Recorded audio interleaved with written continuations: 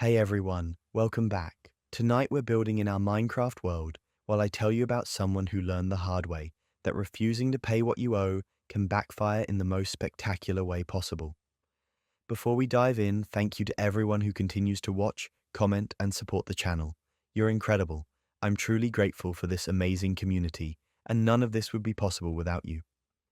What started as a simple favor spiraled into lies, betrayal, and a courtroom showdown no one saw coming.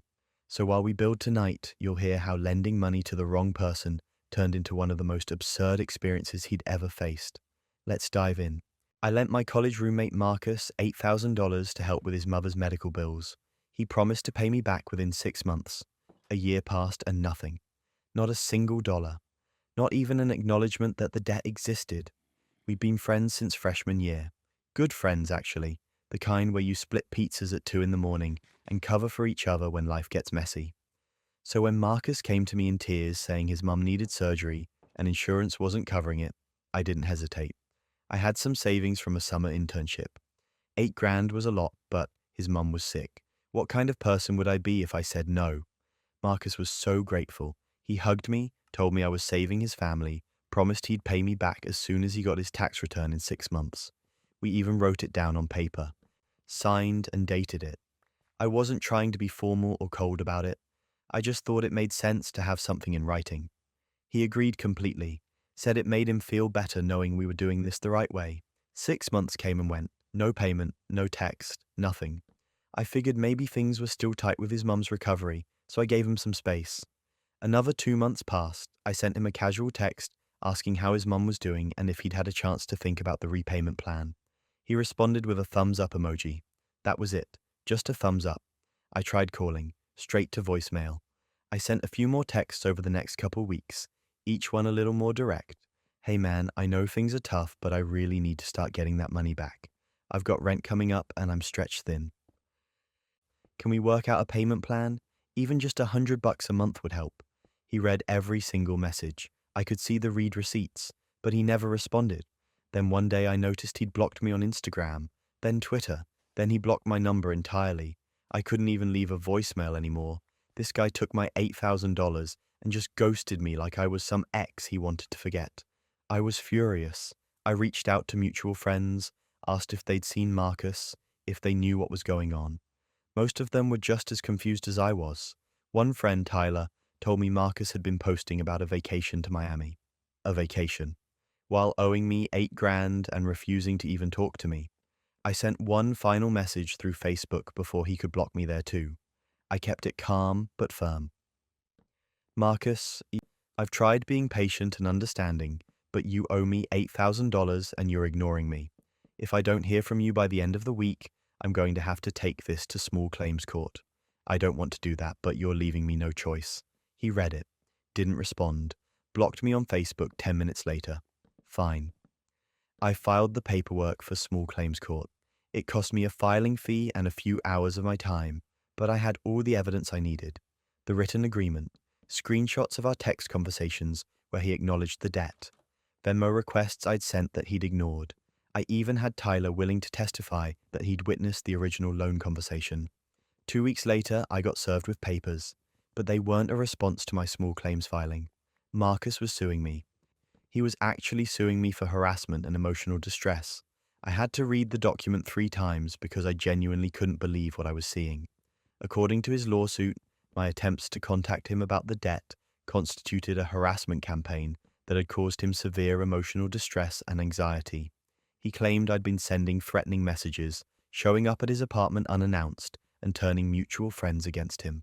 None of that was true. Not a single word. I'd sent maybe a dozen texts over the course of several months, all of them polite until the very last one. I'd never been to his apartment. I'd asked a couple friends if they'd seen him. That was it. The amount he was suing me for? $15,000, almost double what he owed me. This is where it gets absurd. I called a lawyer to figure out what to do. She looked over the documents, looked over my evidence, and actually laughed. Not in a mean way, but in a, this is so ridiculous, I can't believe someone filed this kind of way. She told me not to worry, that his case was garbage and would likely get thrown out, but that I should still take it seriously and prepare a solid defense. I spent the next month gathering every piece of evidence I could find, every text message, every email, every Venmo request. I got written statements from Tyler and two other friends who knew about the loan. I printed out Marcus's social media posts showing him on vacation, at concerts, buying new clothes. Meanwhile, I had bank statements showing I'd been scraping by, overdrafting my account twice because I was short the money he owed me. The court date finally came.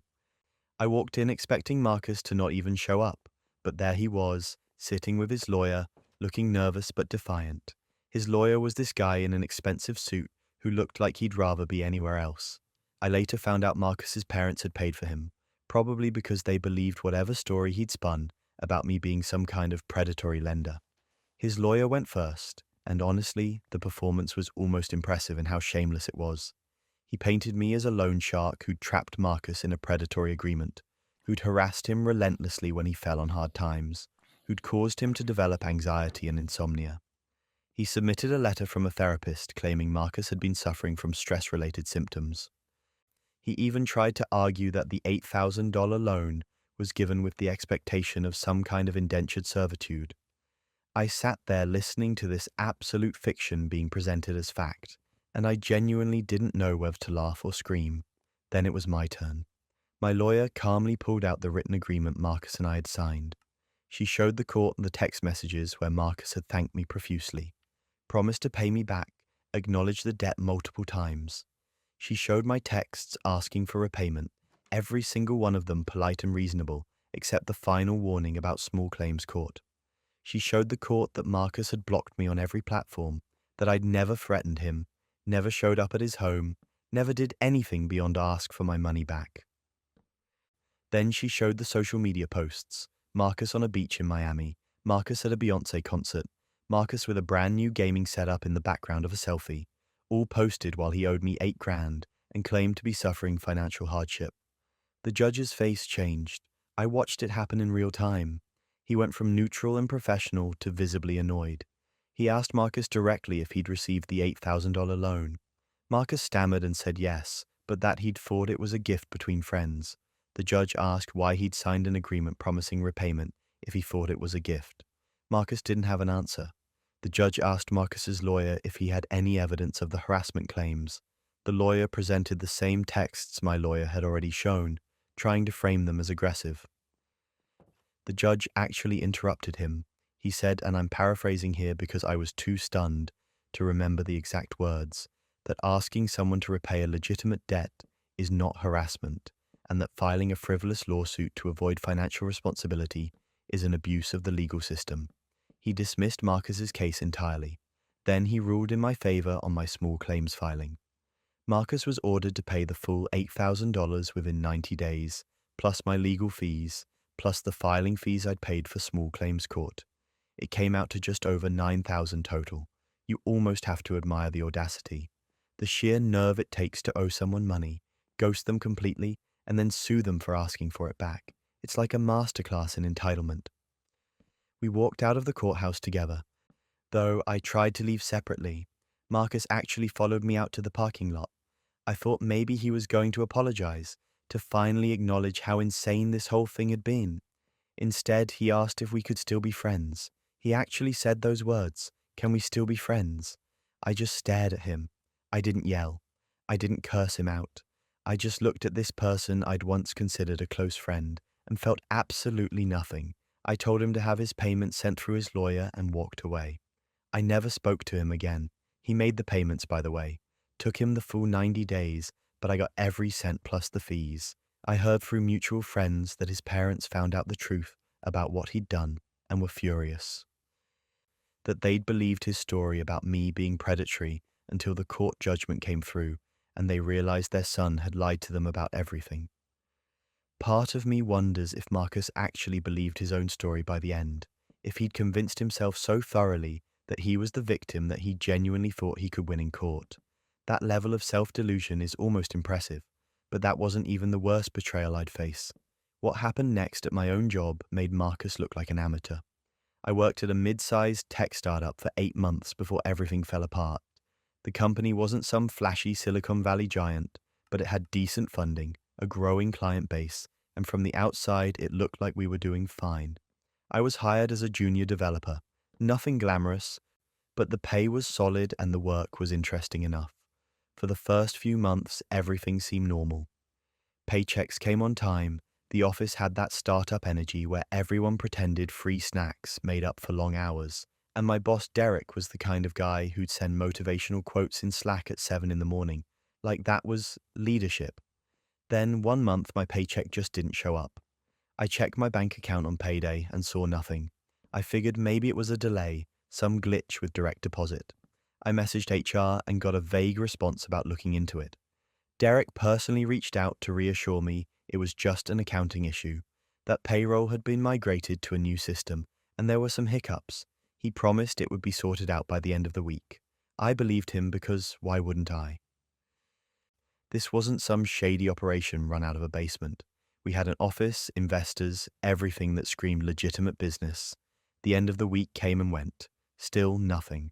I followed up again and Derek hit me with the same line, just reworded slightly. Accounting issues, new system. Next week, promise. Rent was due and I had to dip into my savings. I wasn't panicking yet, but I was definitely annoyed. This was supposed to be a professional company and they couldn't even handle payroll. I started talking to a few coworkers quietly, asking if anyone else had issues. Turns out I wasn't alone. 3 other junior employees hadn't been paid either. We all got the same runaround from HR and the same empty promises from Derek. Another 2 weeks passed, no paycheck. My savings were draining fast and bills were piling up. I couldn't cover everything anymore. Credit card payments, utilities, groceries, it was all adding up and I was burning through money I'd worked hard to save. I sent increasingly firm emails to HR and Derek, and every time I got some variation of the same excuse. They were working on it. The issue was being escalated. They understood my frustration, but no actual solutions, no timeline, just words designed to keep me quiet and compliant. I started getting desperate. I needed that money and I needed answers. I had access to some internal company files as part of my role. Nothing classified, but enough to see certain financial documents that were shared across departments. I started digging. At first, I was just looking for proof that payroll was actually broken. Something I could use to escalate this to someone higher up, or maybe even a lawyer. What I found instead made my stomach drop. The company wasn't having accounting issues. They were paying people just fine. Executives were getting their full salaries on time, every time. Not only that, but they'd recently issued massive bonuses to the C-suite. I'm talking 5-figure bonuses while I was sitting at home trying to figure out how to pay rent. I kept digging and found internal emails between Derek and the CFO discussing cash flow management strategies. And here's where it got horrifying. They were intentionally withholding wages from lower-level employees to free up cash for executive compensation and investor-facing expenses. It was right there in writing. They called it a temporary measure to manage liquidity, like that made it okay. They were betting that junior employees wouldn't push back too hard, that we'd just wait it out while they kept the money flowing to the people at the top. I sat there staring at my screen, feeling this cold rage settle in. These people had looked me in the eye, well, virtually, and lied. They'd smiled and reassured me while actively choosing to pay themselves instead of the people actually doing the work. And it wasn't just me. There were at least a dozen employees affected based on what I could see. We were all getting screwed so Derek and his executive buddies could pad their bank accounts. But that wasn't even the worst part. I found another document, a projection spreadsheet that showed they planned to keep this going for at least another 2 months. They had a timeline for when they'd start paying us again, conveniently right around when they expected another round of funding to close. They were using us as a piggy bank, gambling that we'd stay quiet long enough for them to get more investor money and cover their tracks. If the funding fell through, well, the spreadsheet didn't say, but I'm guessing we'd just be out of luck. I didn't sleep that night. I spent hours copying every document I could find, every email, every spreadsheet, every piece of evidence that showed what they were doing. I organized it all into a folder and tried to think through what to do next. Confronting Derek felt pointless. The guy had been lying to my face for weeks. Going to HR was a joke since they were clearly in on it, or at least complicit. I needed to go bigger. The next morning, I contacted the Department of Labor. I explained the situation and sent over every document I had.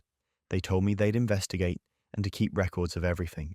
Then I did something that probably wasn't the smartest legal move, but felt absolutely necessary.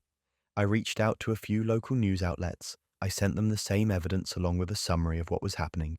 I used a burner email and didn't reveal my identity yet, but I made it clear this was a real story with real documentation. If you've made it this far into the chaos, you're as addicted to Reddit drama as I am. Make sure to subscribe and tell me where you're watching from. I want to know who else is up at 2 in the morning fueling their rage. Now back to how I burned this company to the ground. Things moved faster than I expected.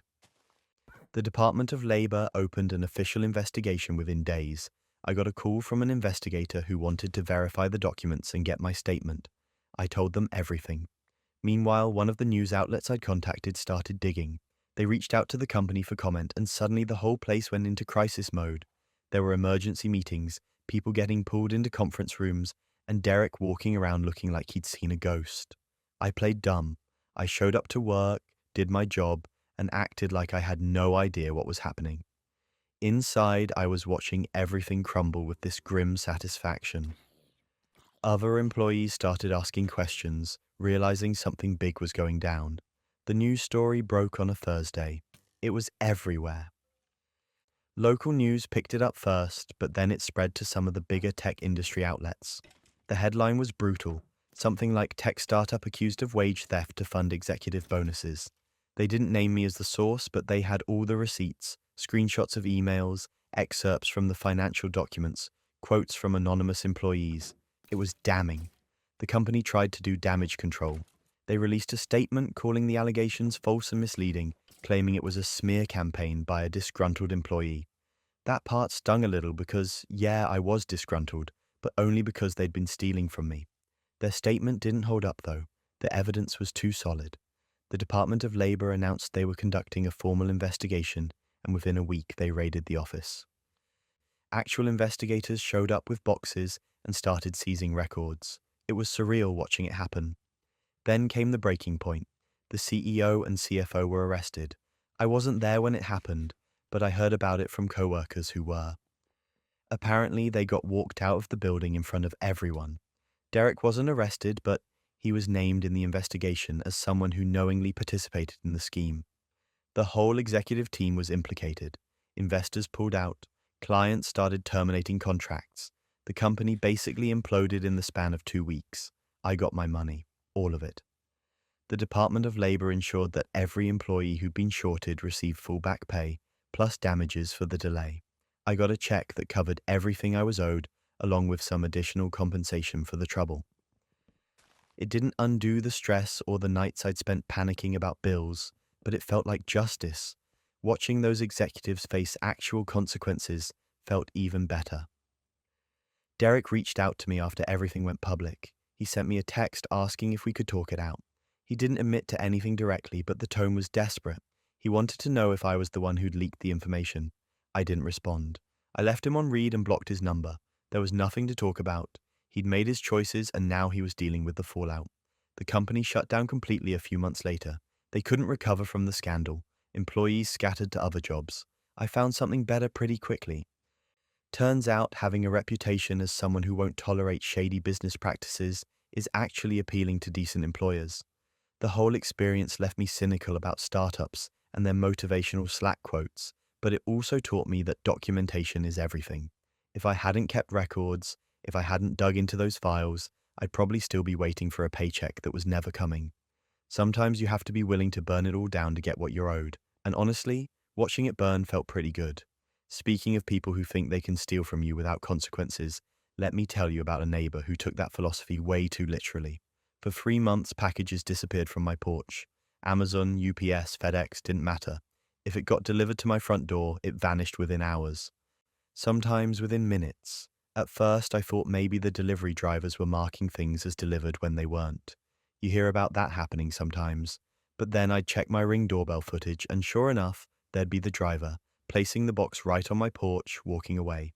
And then a few hours later, the box would just be gone. I started filing police reports. The first officer who came out was sympathetic, but basically useless. He told me package theft was becoming a real problem in the area, that they were aware of it, but without clear footage of the actual theft, there wasn't much they could do. He suggested I have packages delivered to my workplace or use Amazon lockers. Helpful. I tried that for a while, but it was incredibly inconvenient. My work didn't love me getting personal deliveries there.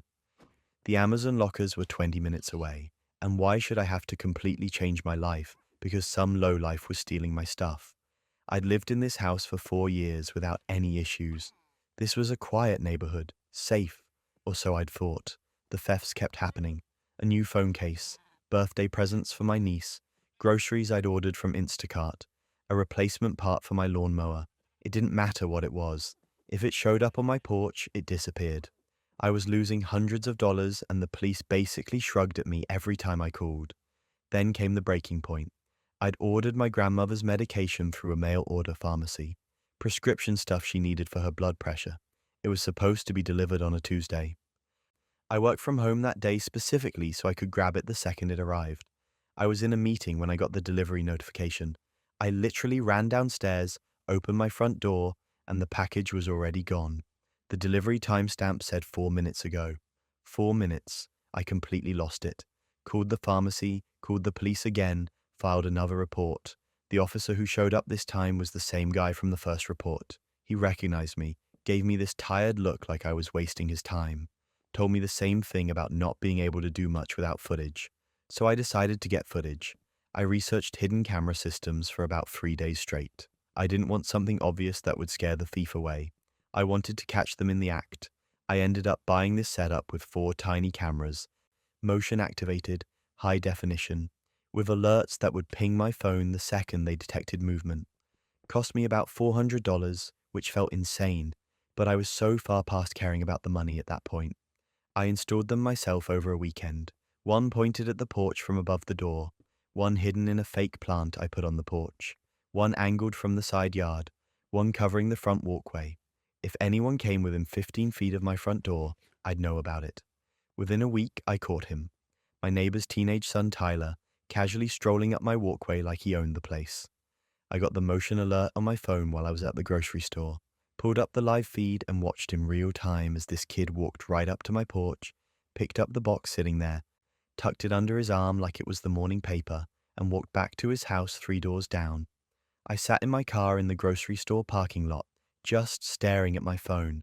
This kid I'd seen mowing his parents' lawn, who I'd waved to, whose father, Rob, I'd had friendly conversations with about neighborhood stuff. Their family had lived on the street even longer than I had. I didn't confront Tyler right away. I wanted more evidence. I wanted it to be absolutely undeniable.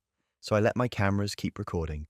Over the next 2 weeks, I ordered a bunch of cheap stuff online just to see what would happen. Tyler stole 6 more packages. 6 on camera. Clear as day. I had his face, I had timestamps. I had him walking directly from my porch to his house. I compiled all the footage into one file and went to talk to his father. I was still trying to give Rob the benefit of the doubt, Maybe he had no idea what his kid was doing. Maybe if I showed him the evidence, he'd be horrified and handle it himself. We could keep it between neighbors. I knocked on their door on a Saturday afternoon. Rob answered, smiled at me, asked what was up. I told him I needed to talk to him about something serious, asked if we could speak privately. He invited me in, looking a little concerned but not defensive yet. I showed him the footage on my laptop. The first clip of Tyler taking a package. Rob's face went from confused to shocked to angry, but not angry at Tyler, angry at me. He actually closed the laptop and pushed it back toward me. He called me a liar, said the footage was doctored, that I was trying to frame his son for some reason he couldn't understand.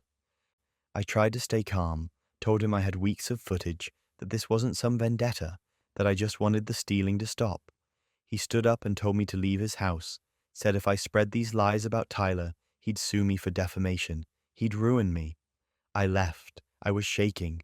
I'd tried to do the right thing, tried to handle it quietly, and this guy threatened me, protected his thief of a son, and made me out to be the villain. That night, I posted the video compilation in our neighborhood Facebook group. All of it. Every clip of Tyler stealing packages, his face clearly visible. The timestamps showing it had been happening for weeks. I wrote a calm post explaining that I'd tried to handle this privately, that I'd approached Rob with the evidence, and that he'd threatened me instead of addressing his son's behavior. I tagged the local police department's community page. The response was immediate and overwhelming. Within an hour, dozens of neighbors had commented. And here's where it gets absurd. Turns out Tyler had been stealing from other people too. A lot of other people. They just hadn't known who was doing it or hadn't had proof. One neighbor said they'd lost over $1,000 in packages over the past year. Another said they'd suspected Tyler, but didn't want to accuse him without evidence. Another had actually seen Tyler walking around with a package once, but convinced themselves they must have been mistaken. Rob's house became a pariah overnight. The Facebook post got shared to other local groups. People started commenting on it from surrounding neighborhoods. Someone drove by and left a sign on their lawn that said, "Package thieves live here," in the middle of the night. Rob took it down by morning, but someone took a photo first and that got shared around too. The police finally took it seriously. I got a call from a detective 2 days after I posted the video. He asked me to come in and give a statement, bring all my footage. I did. He told me they were opening an investigation, that multiple neighbors had come forward with their own reports now that they knew who the thief was. Tyler was charged with multiple counts of mail theft. Because some of the packages had been delivered by USPS, it became a federal issue too, which apparently makes it way more serious. Rob tried to claim Tyler had some kind of kleptomania, that he needed therapy, not punishment. The judge wasn't buying it. Tyler got community service, probation, and had to pay restitution to everyone he'd stolen from. Came out to about $4,000 total, but the real consequence was social. Their family couldn't show their faces in the neighborhood anymore. People crossed the street to avoid them. Rob's wife looked absolutely mortified every time I saw her. Tyler had to do his community service in full view of everyone, picking up trash along our street in a bright orange vest. They put their house up for sale 6 weeks after the charges were filed. It sat on the market for 2 months before they finally accepted a lowball offer just to get out. The day the moving truck showed up, I watched from my window. Rob saw me looking and just stared back with this expression of pure hatred. I didn't feel bad, not even a little bit. My packages never got stolen again. Neighbors I'd never even spoken to before would wave at me, thank me for catching Tyler. A few people bought me coffee or gift cards as a thank you for solving a problem that had apparently been plaguing the whole street. The new family that moved into Rob's old house seemed nice. I helped them bring in some furniture their first day, told them welcome to the neighborhood. Sometimes the best revenge is just giving someone enough rope to hang themselves. Tyler did that all on his own. I just provided the camera. Theft comes in many forms though, and sometimes the person robbing you is someone you share DNA with. I discovered my credit score had tanked when I was denied a car loan. I'd been saving for months, had a decent down payment ready, walked into the dealership feeling good about finally getting something reliable. The finance guy ran my credit, and his face did this thing where you could tell he was trying to figure out how to break bad news gently. He showed me the screen. My score was in the low 500s. I just stared at it, completely confused. I'd never missed a payment on anything. I barely had any credit history at all beyond one card I used responsibly. He asked if I wanted to pull my full credit report to see what was going on. I said yes, obviously. What came up made my stomach drop. 4 credit cards I'd never opened. 2 personal loans I'd never taken out. Total debt sitting at $47,000. Accounts opened over the past 3 years, some of them already in collections. Late payments, maxed out limits, the whole disaster. I left the dealership in a daze, got home and pulled my credit reports from all 3 bureaus. Same story across all of them. Someone had been systematically destroying my credit for years, and I had no idea how or why. I looked at the account details, trying to find any clues. Different creditors, different dates, but all of them had my name, my social security number, and addresses I'd lived at. Then I noticed something. A few of the accounts listed a phone number I didn't recognize. I called it. My brother Kyle answered. I felt this cold realization wash over me. Kyle and I have similar names. I'm Michael James Thompson, he's Kyle James Thompson. Same middle name, same last name, and we look enough alike that we used to get mistaken for each other growing up.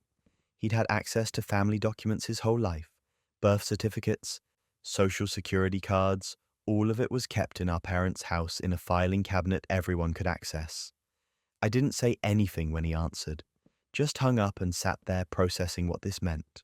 My own brother had been stealing my identity for years, racking up debt in my name while I had no clue it was happening. I drove to his apartment that night, didn't call ahead, just showed up and knocked on his door.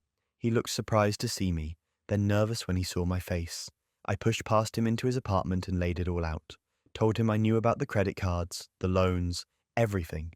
Asked him how he could do this to me. Kyle completely fell apart, started crying immediately, saying he was sorry, that he'd gotten in over his head with some gambling debts and didn't know what else to do. He said he'd always planned to pay it back before I found out, that he never meant for it to hurt me. He begged me not to go to the police, said he'd fix it, promised he'd take responsibility for all of it. He was my brother and he was sobbing, and part of me wanted to believe him. I told him he had 1 week to start making this right, to contact the creditors, admit the fraud, get the accounts closed and removed from my credit report. He swore he would, thanked me for giving him a chance. I left feeling sick, but hoping maybe he'd actually follow through. A week later, I checked my credit report again. Everything was still there. Nothing had been fixed, and there was something new. Another credit card opened 3 days ago, after I'd confronted him, after he'd promised to fix everything. He'd looked me in the eye, cried, begged for forgiveness, and then immediately opened another fraudulent account. I genuinely thought this couldn't get worse. I was wrong. I called the police and filed a report for identity theft. Gave them everything. The credit reports, the phone number, Kyle's address, our family connection, all of it. They took it seriously once they saw the amount of fraud involved. The detective assigned to my case said this was pretty cut and dry, that they'd be pursuing charges. Then I started filing fraud claims with every single creditor. Each credit card company, both loan providers, I went down the list and disputed every account. Filled out affidavits, provided police report numbers, sent documentation proving I hadn't opened any of these accounts. It was hours of phone calls and paperwork, but I was running on pure anger at that point. Kyle got arrested 2 weeks later. The police contacted me to let me know. Identity theft, fraud, multiple counts. He was looking at serious time if convicted. My parents found out and called me immediately. My mum was hysterical, asking how I could do this to my own brother. My dad was quieter, but I could hear the disappointment in his voice. They begged me to drop the charges, said Kyle had made a mistake, but he didn't deserve to go to prison. That family should forgive each other. I told them Kyle had made a choice, multiple choices, for years. He'd stolen my identity, destroyed my credit, and even after getting caught, he'd done it again. This wasn't a mistake. This was systematic fraud, and I wasn't dropping anything. My mum said I was being cruel, that I was ruining his life over money. I almost laughed at that. Over money. Like $47,000 in fraudulent debt was just pocket change. Like my destroyed credit score wasn't going to affect my ability to buy a car, rent an apartment, get a mortgage for years. Like he hadn't gambled away my financial future without a second thought. I hung up on them. Kyle's lawyer reached out to me a few days later, trying to negotiate. Said if I dropped the charges, Kyle would plead guilty to the creditors and take responsibility for the debt. I told him to go through the proper legal channels. I wasn't making any deals. The creditors started removing the fraudulent accounts from my credit report once the police investigation confirmed the fraud. It took months, but one by one they came off. My credit score started climbing back up. I had to jump through hoops to prove my identity for everything. Freeze my credit, set up fraud alerts. The whole process was exhausting. Kyle took a plea deal, served 8 months in county jail, got out on probation with restitution. He's probably never going to be able to actually pay. My parents didn't speak to me the entire time he was locked up, called me heartless, said I'd chosen money over family. But here's the thing, I didn't choose money over family. Kyle did. He chose his gambling addiction and his debts over not destroying his brother's life. He chose to betray me in one of the most invasive ways possible, and when he got caught, he chose to do it again instead of trying to make it right. Our relationship is dead, completely done. I haven't spoken to him since the trial. My relationship with my parents is barely hanging on by a thread. They still think I should have handled it differently, should have protected him somehow, but my credit is restored, my financial life is back on track, and I sleep fine at night knowing I held him accountable. You want to talk about family? Family doesn't steal your identity. Family doesn't tank your credit score for their own selfish reasons. Family doesn't look you in the eye and lie while planning their next fraud. Kyle stopped being family the moment he decided I was worth less than his gambling debts. Family betrayal has layers, though, and what my mother did next proved blood means nothing when money's involved. My father died and left the house to me and my sister equally in his will. It was the house we'd grown up in, the place where every childhood memory lived. My mother Linda had life estate rights written into the will, meaning she could live there until she passed away, and then ownership would transfer fully to me and my sister Emily. I was completely fine with that arrangement. It made sense. Mom had lived in that house for 30 years. It was her home. Dad had done the right thing, making sure she'd always have a place to stay, while also ensuring Emily and I would eventually inherit the property. For 2 years after Dad's funeral, everything seemed normal. Mom lived in the house, I'd visit occasionally. We'd have awkward but civil conversations. Emily lived across the country and rarely came back to visit. Our family had never been super close, but we were functional enough. I figured we'd continue this way for years, maybe decades, until Mom eventually passed and Emily and I would deal with selling the house then. Then I got a phone call from a realtor I'd never heard of. Cheerful voice congratulating me on the successful sale of the property, asking when I wanted to schedule the final walkthrough. I had no idea what she was talking about. I told her there must be some mistake, that I hadn't sold any property. She paused, confused, then read me the address. It was my father's house, my house. I felt this jolt of panic, asked her to explain what was happening. She said the sale had closed 3 days ago, that all the paperwork had been signed and filed, that the new owners were scheduled to take possession in 2 weeks. I told her I never signed anything. She insisted she had signatures from both owners on file. I told her to send me copies of everything immediately. The documents came through an hour later. I opened them with shaking hands. There was my signature, except it wasn't my signature. It was close, but I could tell immediately it was forged. The loop on the M in my first name was wrong. The slant was off. Someone had practiced it, but not perfectly. I called my mother, asked her point blank if she knew anything about the house being sold. She got defensive immediately, asking why I was accusing her of things, saying she had no idea what I was talking about. I told her a realtor just called me about a sale I never authorized. She went quiet. Then she said we should talk in person. I drove to the house that same day, let myself in with my key. Mom was sitting at the kitchen table looking nervous. I sat down across from her and asked her to explain. And here's where it gets absurd. She admitted everything, said she'd forged my signature on the sale documents, that Emily had signed willingly, giving her consent to sell, that they'd already received the money, $380,000, and had split it between them. I just stared at her. My own mother had committed fraud to steal my inheritance, and my sister had been in on it the entire time. I asked her why. She gave me this story about needing money to survive, about the house being too expensive to maintain, about how it was going to me and Emily eventually anyway. So what did it matter if they sold it now? I looked around the kitchen, noticed the brand new appliances, the remodeled countertops I hadn't seen before. Walked into the living room and saw new furniture. Asked her when she got all this stuff. She said a few months ago. Then I went outside and saw the car in the driveway. A new Lexus. Bought within the last year based on the temporary plates still in the window. I asked her about it. She said she'd needed a reliable vehicle. This woman was telling me she needed money to survive, while sitting in a remodeled house full of new furniture, with a Lexus in the driveway bought with my inheritance. I left without saying another word, drove straight to a lawyer's office, explained the entire situation, showed him the forged documents, the will, everything. He looked it over and told me this was textbook fraud, that we had a slam dunk case. He said I needed to decide if I was willing to press charges against my own mother and sister. I didn't even hesitate. I told him to do whatever was necessary to fix this. The lawyer sent a cease and desist to the realtor and the buyers, informing them that the sale was fraudulent and that legal action was being taken. He filed a police report on my behalf. He contacted the title company and the bank involved in the transaction. Within 48 hours, everything had ground to a halt. My mother called me screaming, asked how I could do this to her, said I was ungrateful, that she'd raised me, that I owed her. I told her she'd forged my signature and stolen nearly $200,000 from me, that this wasn't a family dispute, it was a crime. She hung up on me. Emily called next. She was crying, saying she didn't know it was illegal, that Mum had told her it was fine, that they were allowed to sell because of the life estate. I asked her if she really believed that, or if she just didn't care because she was getting money. She didn't have an answer. The investigation moved quickly. The forged signature was obvious once experts examined it. The paper trail showed exactly where the money had gone.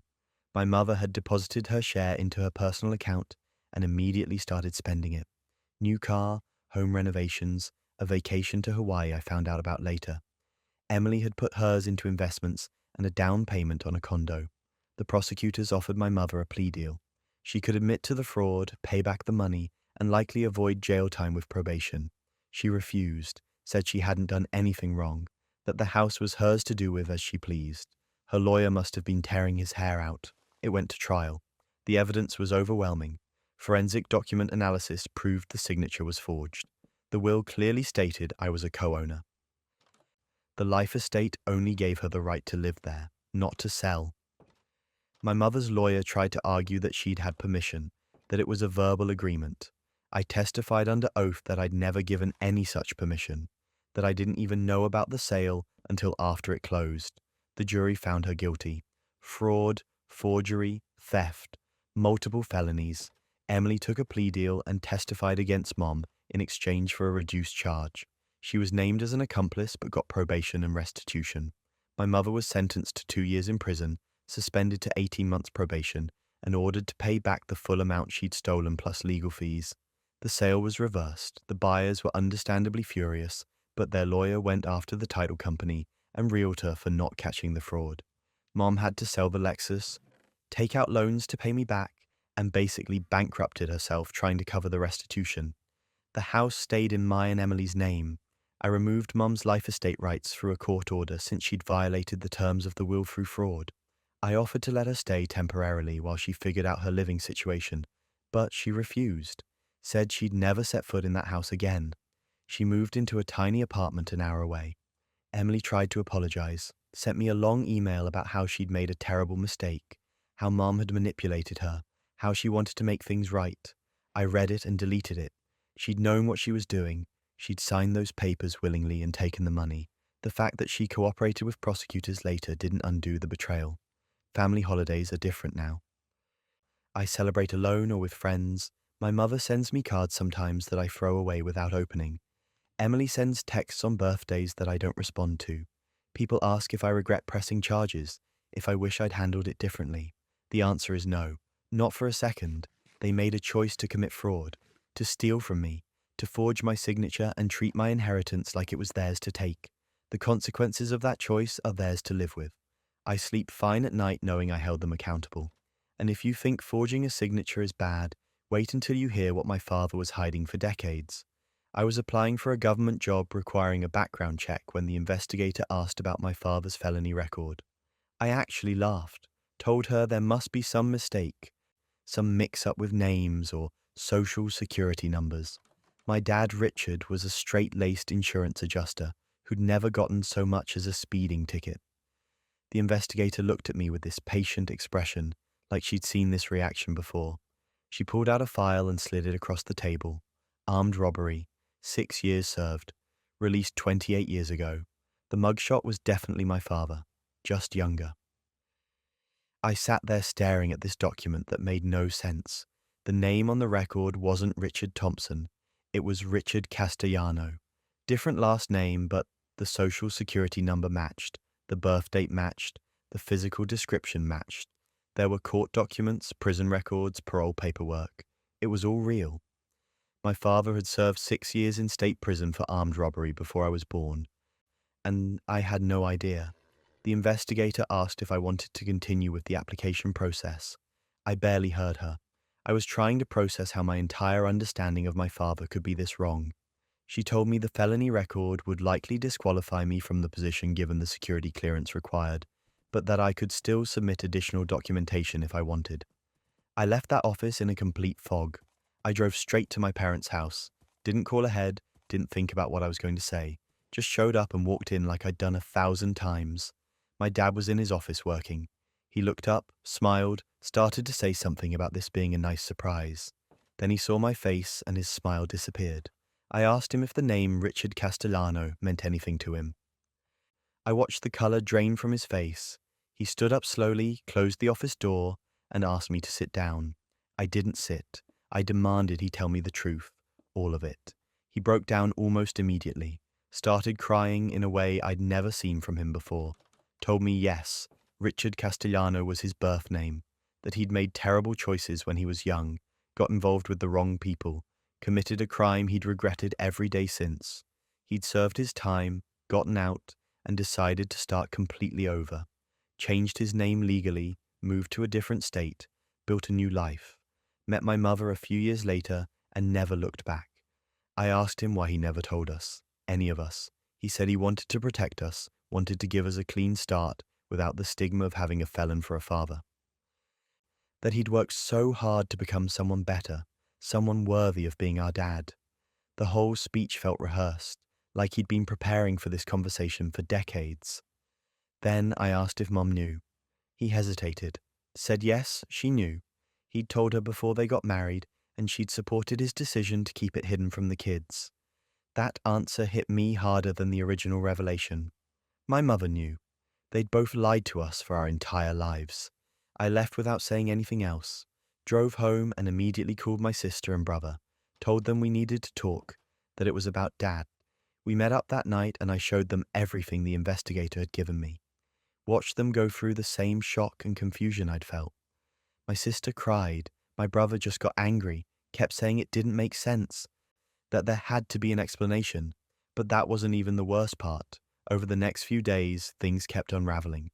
My aunt, my dad's sister, called me after my mom apparently told her what happened.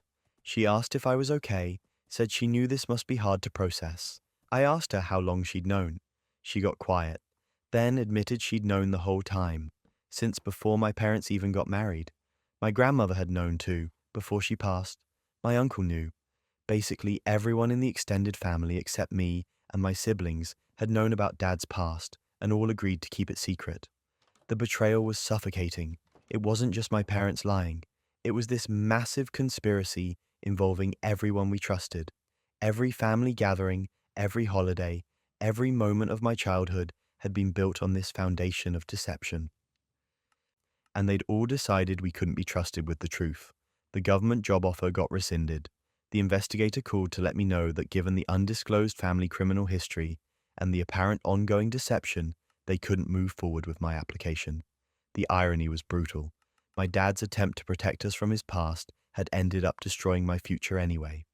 My siblings and I confronted our parents together a few days later, all of us sitting in their living room, demanding answers to questions we'd never thought we'd have to ask. Who else knew? Why didn't they think we deserved the truth? Did they ever plan to tell us? My mother tried to explain that they were waiting for the right time, that they wanted us to be old enough to understand. My sister pointed out that I was 31 years old. When exactly would have been the right time? My brother asked about specifics of the crime, what had actually happened. Dad was reluctant but eventually told us. He and two others had robbed a convenience store.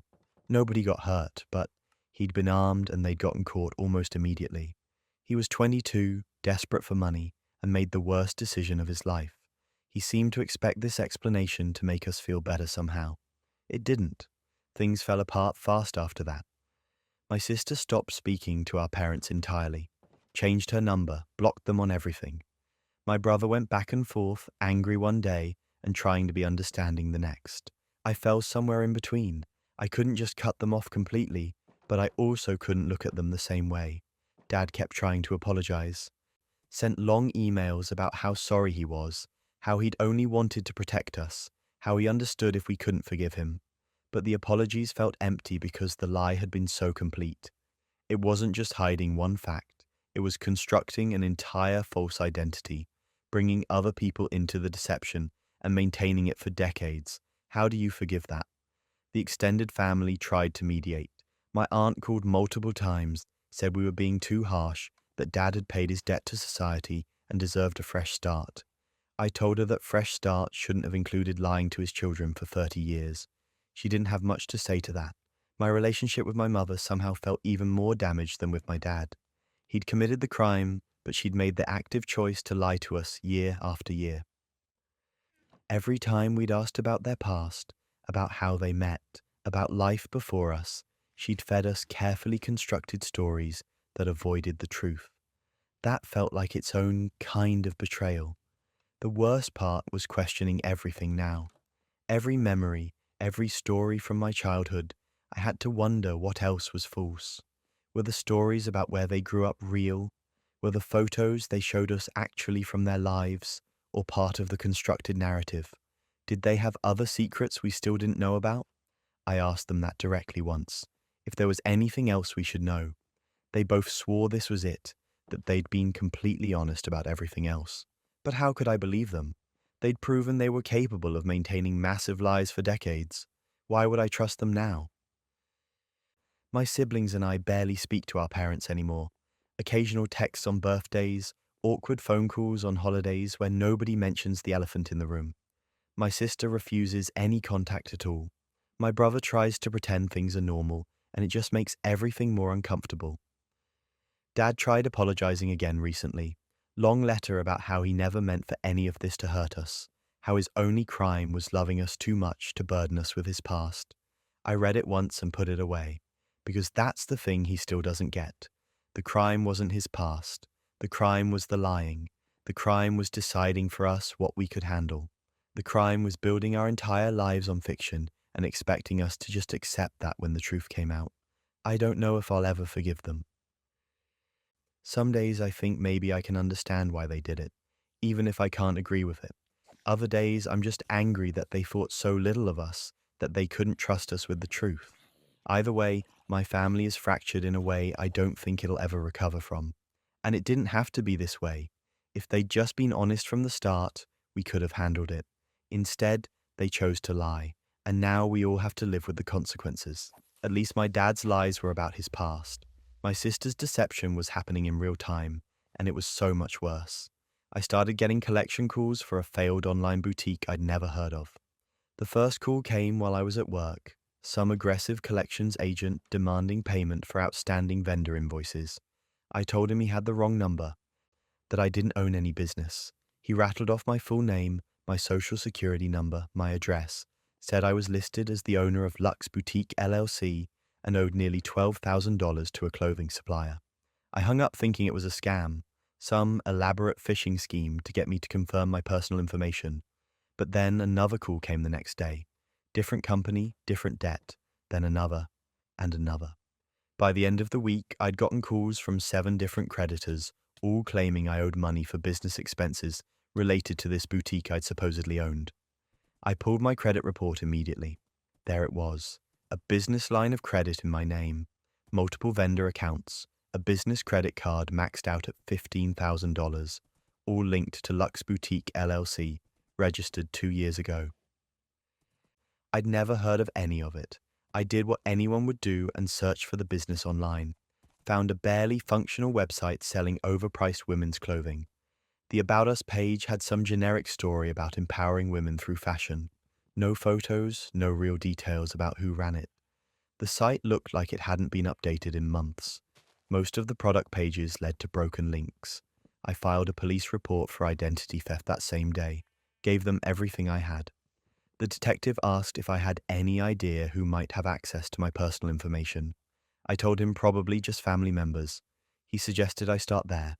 I didn't want to believe it could be family, but I made a list anyway. My parents wouldn't do this. My brother lived overseas and we barely spoke. That left my sister Emma. Emma and I had always been competitive. Growing up, she'd resented that I got better grades, got into a better college, landed a better job. She'd bounced around between different careers, always chasing the next big thing. Last I'd heard, she was trying to start some kind of online business, but I hadn't paid much attention to the details. I called her and asked if she knew anything about Lux Boutique. The pause before she answered told me everything. She tried to play dumb at first, asking why I was asking. I told her I'd been getting collection calls, that someone had opened business accounts in my name. Another pause, then she admitted it. She'd registered the LLC in my name 2 years ago, used my social security number to open business bank accounts and lines of credit. She'd planned to run the boutique, make it successful, and pay everything back before I ever found out. She genuinely thought she'd pull it off and I'd never know my identity had been stolen. But the business failed. She'd overestimated demand, undersold her inventory, made terrible financial decisions. Within 18 months, she was drowning in debt and just abandoned the whole thing. Left the accounts unpaid and hoped the creditors would give up eventually. The total debt was $35,000. $35,000 in my name for a business I had nothing to do with. I asked her how she could do this. She got defensive immediately, said it was just business, that everyone takes risks, that I was overreacting.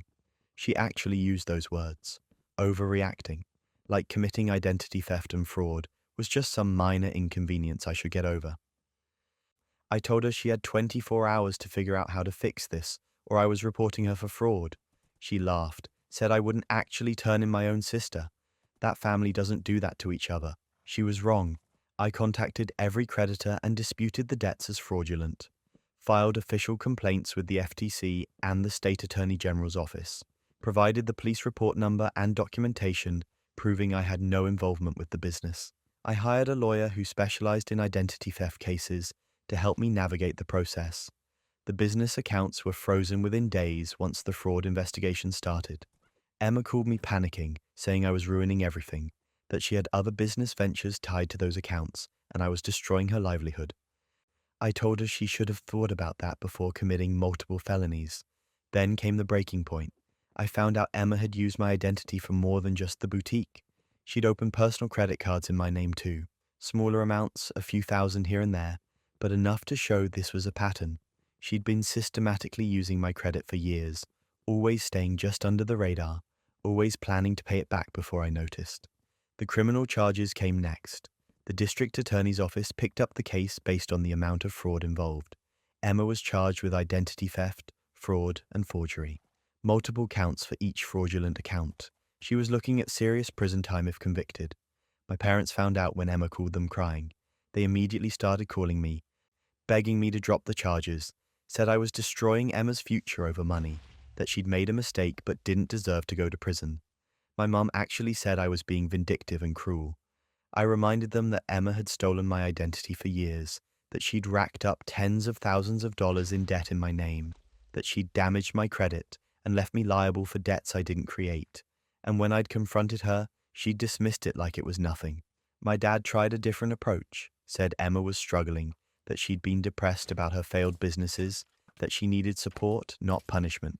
I asked him if he'd be saying the same thing if a stranger had done this to me. He didn't have an answer. Emma took a plea deal eventually. She couldn't afford a trial and the evidence was overwhelming. She pleaded guilty to reduced charges, got 3 years probation, and was ordered to pay full restitution. The court mandated she couldn't open any business or credit accounts during her probation. She had to get permission from her probation officer for any major financial decisions. All the fraudulent debts were removed from my credit report. It took months of paperwork and phone calls, but eventually everything was cleared. My credit score recovered. The creditors went after Emma instead, and good luck to them trying to collect from someone who'd already proven she couldn't manage money. Emma and I haven't spoken in 3 years. She sends occasional messages through our parents, usually around holidays, saying she wants to apologize and make amends. I don't respond. There's nothing to say. She made her choices and now she lives with the consequences. My parents still think I overreacted, that I should have handled it privately, worked something out within the family. But here's what they don't understand. Emma didn't just steal money. She stole my identity, my credit, my financial future. She gambled with my life to fund her failed dreams and didn't care about the consequences until she got caught. The trust is gone, completely, permanently gone, and no amount of forced family dinners or awkward apology attempts is going to bring it back. But the most devastating family secret didn't come from a sibling I knew. It came from one I didn't. I did a 23andMe test for fun. One of those Black Friday sales where the kit was like half off, and I figured why not? It might be interesting to see where my ancestors came from. I spit in the tube, mailed it back, and forgot about it for a few weeks. When the results came in, I was mostly curious about the ethnicity breakdown. Turned out I was way more Scandinavian than I expected, which explained absolutely nothing about my life, but was mildly interesting. Then I clicked over to the DNA relatives section. There was the usual stuff, Some distant cousins I'd never heard of, percentages so low they barely meant anything. And then right at the top, a close family match. Half brother, 48% DNA match, name listed as Jason. I stared at that screen for a solid 5 minutes trying to make it make sense. I was an only child, had been my entire life. My parents had always told me they'd wanted more kids, but it hadn't worked out. I'd grown up alone, no siblings, no competition for attention, just me. This had to be a mistake, some glitch in the system, a misread on the DNA, something. But 48% is not a number you misread. That's not a distant cousin or a half-removed something. That's a sibling. A half-sibling specifically, meaning we shared one parent. I sat there trying to figure out the logistics. My mum would have told me if I had a half-sibling from a previous relationship. She'd always been open about her life before Dad. And my dad, well, he'd been with my mum since college. They had this whole romantic story about meeting in a chemistry lab and falling in love over Bunsen burners. There was no room in that narrative for another kid. Jason had sent me a message through the platform. Just a simple introduction saying he'd gotten his results recently too, and was surprised to find a half-sibling. He gave me his email and said he'd love to connect if I was interested. The message was friendly, cautious, like he wasn't sure how I'd react. I didn't respond right away. Instead, I took a screenshot of the DNA match and sent it to my mom with a text, asking if there was something I should know. She called me immediately, asked what I was talking about. I told her about the test, about Jason, about the match showing a half-brother. She went completely silent. Then she said we needed to talk to my father together. That response told me everything. She didn't sound confused or shocked. She sounded resigned, like this was something she'd been waiting for. We met at their house the next day. I brought my laptop to show them the results. My dad took one look at the screen and his face just crumpled. He sat down heavily on the couch and put his head in his hands. My mom stood behind him with her arms crossed, and I realized she'd already known, or at least suspected. My father confessed to everything. Before he'd married my mom, he'd had another relationship. A woman named Carol who he'd dated for 3 years. They'd had a son together, Jason. But my dad hadn't been ready to settle down, had felt trapped by the responsibility, and he'd left when Jason was 2 years old. He'd paid child support under the table for years, cash payments that couldn't be traced, no legal agreement. By the time he met my mum, he'd convinced himself that chapter of his life was closed, that he could just move on and pretend it never happened. He never told my mum. Not when they were dating, not when they got engaged, not when they got married. He'd kept this entire secret family hidden across town for 12 years before I was born. Jason had grown up knowing his dad existed, but never meeting him, never having that relationship. Carol had apparently tried to reach out a few times over the years, but my dad had always shut it down, sent money and refused contact. I felt like the floor had disappeared beneath me. My entire understanding of my father was just gone. The man I thought I knew, the dad who'd coached my soccer team and helped with homework and taught me to drive, had abandoned another kid, had lied to his wife for decades, had built his whole life on pretending part of his past didn't exist. My mom was devastated. She'd suspected something over the years, she said. There'd been weird phone calls, mysterious errands, times when the finances didn't quite add up. But she'd never imagined this. She kept asking him how he could have hidden something so massive for so long. He didn't have a good answer, just kept saying he was sorry, that he'd been afraid of losing her, that he'd thought he was protecting our family, like the family he'd abandoned with Jason didn't count. Jason reached out again a few days later. He said he'd also just learned the truth from his mom, that she'd kept my dad's identity private all these years, but had finally told him after he'd asked about doing the DNA test. He wanted to meet, to talk, to maybe build some kind of relationship. He said he wasn't angry, that he understood our dad had been young and scared, that he just wanted to connect with the sibling he never knew he had. I didn't know how to respond. Part of me was curious about Jason, about this person who shared half my DNA, but I couldn't separate him from the betrayal. Every time I thought about meeting him, all I could think about was my dad lying for decades. About Jason growing up without a father while I had one. About the fundamental unfairness of the whole situation. Things went from bad to unhinged at home. My parents' marriage imploded almost immediately. My mom moved out within 2 weeks, said she couldn't even look at my dad anymore, that every moment of their marriage now felt like a lie. She kept saying she'd built her life with a stranger, that she didn't know who he really was. My dad spiraled, started drinking, stopped going to work, just sat in the house alone, drowning in guilt. I tried to stay neutral, but it was impossible. I was angry at him too. Angry for lying, angry for abandoning Jason, angry for blowing up our family with secrets that didn't have to be secrets if he'd just been honest from the start. Jason kept trying to connect. He sent messages saying he understood if I needed time, that he wasn't trying to force anything, that he just hoped someday we could meet. I finally responded and told him the truth, that I couldn't have a relationship with him right now, that it wasn't his fault, but I couldn't look at him without seeing everything my dad had done wrong. It felt cruel even as I typed it, but it was honest. He took it better than I expected, said he understood that the offer would always be open if I changed my mind, that he hoped someday I'd be able to separate him from our father's choices. Maybe someday I will. Right now, I can't. My parents are getting divorced. My dad's trying to rebuild some kind of relationship with Jason now, decades too late. Jason's apparently willing to try, which is more generous than I could be in his position. My mom won't speak to either of them. I'm caught in the middle of this disaster, watching my family disintegrate over secrets that should have been dealt with 30 years ago. The DNA test cost $99. The truth it revealed, priceless and devastating in equal measure. Turns out hidden lives aren't exclusive to family, though. My partner was living an entire double existence I never suspected. My partner Jordan traveled for work constantly, or so I believed, 2 to 3 times a month, sometimes for entire weeks at a time. They worked in consulting, which apparently required constant client visits and on-site projects. I never questioned it because it had been part of their job since before we met. The travel was just normal, part of the life we'd built together. We'd been together for 3 years, lived together for 2, talked about getting married. I trusted Jordan completely. Why wouldn't I?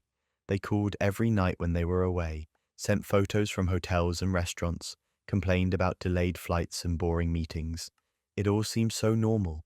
Then one trip, Jordan left in a rush to catch an early flight and accidentally left their iPad at home. I found it on the kitchen counter that evening, still plugged in and charging. I wasn't trying to snoop.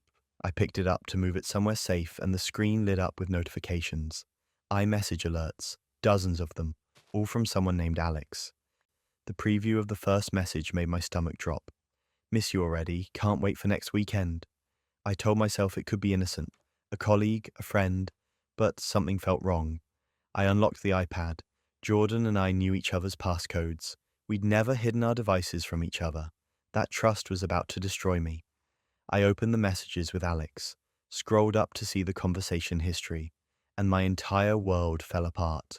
Intimate messages, inside jokes, references to places they'd been together, photos of them in hotel rooms, at restaurants, on what looked like actual dates, messages talking about how hard it was being apart, how they couldn't wait to see each other again, how much they loved each other. I sat on the couch reading through months of messages and felt like I was going to be sick. Jordan wasn't on business trips, or they were, but they weren't alone. They had an entire second relationship happening in another city.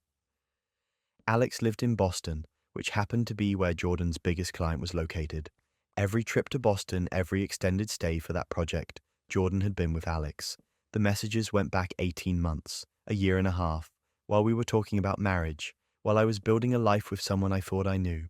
Jordan had been living a completely separate life with someone else.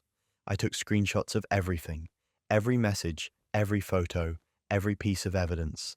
Then I did something I never thought I'd do. I found Alex's phone number in the messages and called them. Alex answered cheerfully, probably thinking it was Jordan calling from a different number. I introduced myself as Jordan's partner of 3 years. The silence on the other end was deafening. Then Alex asked if this was some kind of joke. I told them it wasn't, that Jordan and I lived together, that we'd been together since before Jordan ever started working with the Boston client. Alex went quiet again, then started asking questions. When did we meet? Where did we live? I answered everything. Then Alex started sharing their side. They'd been with Jordan for a year and a half. Jordan had told them they were separated from their spouse, going through a complicated divorce, that they couldn't go public with the relationship yet because of the legal proceedings. It was all lies. Jordan wasn't separated. Jordan came home to me after every trip. We stayed on the phone for over an hour, comparing stories, filling in the gaps. The trips Jordan took twice a month to Boston lined up exactly with when Alex thought Jordan was visiting during the separation. The weekends Jordan claimed to be at conferences were weekends with Alex. We'd both been played, manipulated, lied to for a year and a half. Alex was devastated. So was I. But underneath the devastation, I felt this cold rage building. Jordan had constructed this elaborate double life, lying to both of us, and almost certainly thought they'd never get caught. They were probably planning to keep this going indefinitely, or at least until one of us figured it out and could be convinced it was all a misunderstanding. Alex and I decided we weren't going to let Jordan get away with it quietly. We made a plan. Jordan's birthday was coming up in 2 weeks. I'd been planning a party at our apartment with friends and co-workers. Jordan didn't know I was still planning it. I told Alex to keep acting normal with Jordan, not to let on that we'd talked. Then I invited Alex to the party as a surprise guest. Those 2 weeks were the hardest of my life. Jordan came home from that Boston trip, and I had to pretend everything was fine. Had to kiss them hello, ask about their trip, act like I didn't know they'd spent 3 days with their other partner. I wanted to scream, I wanted to throw things, but I kept it together because I wanted Jordan to face both of us at the same time, in front of everyone. The party came. I'd invited about 30 people, friends, Jordan's co-workers, some family members. Everyone showed up thinking it was a normal birthday celebration. Jordan was in a great mood, laughing and drinking and playing the perfect partner. I waited until everyone had arrived and gathered in the living room for the birthday toast. That's when Alex walked in. I'd given them a key and told them exactly when to arrive. Jordan was mid-sentence, saying something funny to a group of friends, when they looked up and saw Alex standing in the doorway. The expression on Jordan's face was something I'll never forget. Pure shock, then panic, then this desperate attempt to control their features and act normal. Alex walked right up to us, said hello to Jordan, then introduced themselves to me as Jordan's partner from Boston. The room went completely silent. People looked confused, looking between the three of us, trying to understand what was happening. I spoke up before Jordan could. Told everyone that Alex and I had recently discovered Jordan had been maintaining relationships with both of us for the past 18 months. That every business trip to Boston had been an opportunity to live a second life. That Jordan had told Alex they were separated from me and going through a divorce while coming home to me and talking about marriage. Jordan tried to spin it, stammered out something about it being complicated, about how we didn't understand. But Alex and I had coordinated. We both pulled out our phones with screenshots ready. Messages where Jordan told Alex they loved them. Messages where Jordan told me they couldn't wait to marry me. Photos of Jordan and Alex on dates with timestamps that matched trips Jordan had told me were for work dinners. People started leaving. Jordan's co-workers looked mortified. Friends who'd known us as a couple looked at Jordan with disgust. Jordan's sister actually called them pathetic before walking out. Within 20 minutes, the apartment was empty except for the three of us. Jordan tried to apologize to both of us, said they never meant to hurt anyone, that they'd gotten in over their head and didn't know how to get out, that they cared about both of us. Alex told them to shut up, said caring about someone doesn't involve lying to them for a year and a half. I didn't say anything. I just told Jordan to pack a bag and get out. Jordan tried to argue, said this was their apartment too, that we needed to talk about this like adults. I reminded them that the lease was in my name, that they'd been living here as my guest, that if they didn't leave voluntarily, I'd call the police and have them removed. Jordan packed a bag and left. Alex stayed for a while after. We sat in my destroyed living room surrounded by birthday decorations and talked, cried, processed what had just happened. We'd both lost someone we thought we loved, but at least we'd done it together. At least Jordan hadn't been able to lie their way out of it, or make either of us feel crazy. The fallout was spectacular. Jordan's co-workers had witnessed the whole thing. Word spread at their company. Their reputation was completely destroyed. Several people who'd been at the party posted about it on social media, not naming Jordan directly, but making it clear what had happened. Jordan ended up leaving the job a few months later because it became so uncomfortable. Alex and I stayed in touch for a while. We weren't friends exactly. But we had this bond from going through something so bizarre together. Eventually, we drifted apart as we both moved on with our lives, but I'm grateful we found each other when we did. Jordan tried to reach out several times in the months after. Emails apologizing, asking if we could talk. I never responded. There was nothing to say. They'd made their choices and now they had to live with the consequences. The public humiliation at their own birthday party was just the beginning of what they deserved.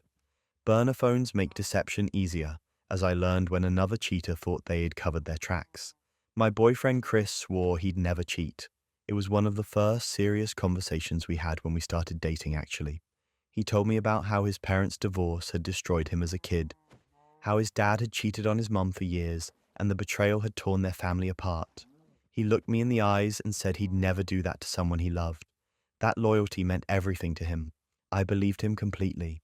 For 2 years, everything seemed perfect. We moved in together after a year, talked about marriage, planned our future. Chris worked in sales, had irregular hours sometimes, but that was just the nature of his job. I trusted him. Why wouldn't I? He'd given me no reason not to. Then things started changing. Small things at first. He'd come home from work and immediately jump in the shower. Every single day. Said he felt gross after being in meetings all day, that he just wanted to feel clean. Fair enough, I guess. Then his phone became off limits. He'd take it everywhere, even to the bathroom. Kept it face down constantly. Got weird if I picked it up to move it off the couch or table. Started setting it to silent so I couldn't hear notifications. The late nights at work picked up too. He'd always had occasional evening meetings or client dinners, but suddenly it was multiple times a week. He'd text saying he'd be home late, sometimes not until 10 or 11 at night. When I'd ask about his day, he'd give vague answers about boring meetings and difficult clients. Nothing specific, nothing memorable. I started getting this gnawing feeling in my gut that something was wrong. I hated it. Hated feeling like I was being paranoid and suspicious. But I couldn't shake it. Chris noticed I was acting different and asked if everything was okay. I said I was fine, just stressed about work. He seemed to accept that. Then I found the burner phone. I was looking for my gym shoes in Chris's bag because I thought I might have accidentally put them in there. Reached into the side pocket and pulled out this cheap flip phone, the kind you buy at a convenience store with prepaid minutes. I just stared at it, confused. Why would Chris have a second phone? Why would he hide it in his gym bag? I opened it. No password, no security. Just opened right up to the message inbox. And there it was. Everything I'd been afraid of finding. Messages to 3 different women, explicit conversations, photos I definitely didn't send, hotel reservations, dinner plans, entire relationships happening in parallel to ours. I sat on the floor of our bedroom reading through months of conversations. One woman thought she was his girlfriend. Another knew he was sort of seeing someone, but believed they had something special. The third seemed to be purely physical, just hookups every few weeks. He had different stories for all of them, different versions of his life. With one he was single and looking for something serious. With another he was in an open relationship. The lies were so elaborate, so detailed, but that wasn't even the worst part. The timestamp showed he'd been texting these women while sitting next to me on the couch, while we were watching movies together, during family dinners. He'd excuse himself to the bathroom, and I could see from the messages he was sexting someone. The whole time I'd been building a life with him, he'd been building 3 other lives with other people. I took photos of everything, every conversation, every photo, every reservation confirmation, saved them all to my cloud storage. Then I put the phone back exactly where I'd found it and zipped up his gym bag like nothing had happened. I spent the next few days planning. I didn't confront him immediately because I wanted to do this right. Wanted him to have the chance to come clean on his own. Wanted to see if he'd keep lying even when given the opportunity for honesty. That weekend, I made a reservation at his favorite restaurant. Somewhere nice, upscale, the kind of place we went for anniversaries. I told him I wanted to have a special date night, that we'd both been so busy lately and I missed spending quality time together. He seemed excited, said that sounded perfect. We got dressed up. He wore the suit I'd bought him for his birthday. I wore the dress he always said he loved. We sat down at our table, ordered wine, made small talk about our week. Everything felt surreal. I was sitting across from someone I thought I knew completely and realizing I didn't know him at all. Halfway through the meal, I put down my fork and looked at him, asked him if there was anything he wanted to tell me, anything at all, about work, about his life, about us. Gave him the opening to confess. He looked confused, asked what I meant. I said I'd noticed he'd been acting different lately and wanted to make sure everything was okay between us. Was there anything going on I should know about? He reached across the table and took my hand, looked me right in the eyes and said no, everything was perfect, that he loved me, that I was the best thing that ever happened to him, that he'd never do anything to jeopardize what we had. The lies came so easily to him, so smoothly, like he'd practiced them. I pulled my hand back and reached into my purse, pulled out the printed screenshots I'd had made at the office supply store, laid them on the table one by one, messages with timestamps, photos, hotel confirmations, all of it. His face went completely white. He stared at the papers like they might disappear if he just didn't look at them. Other diners at nearby tables were starting to notice something was happening. The energy at our table had shifted from romantic to tense. He started trying to explain in this urgent whisper.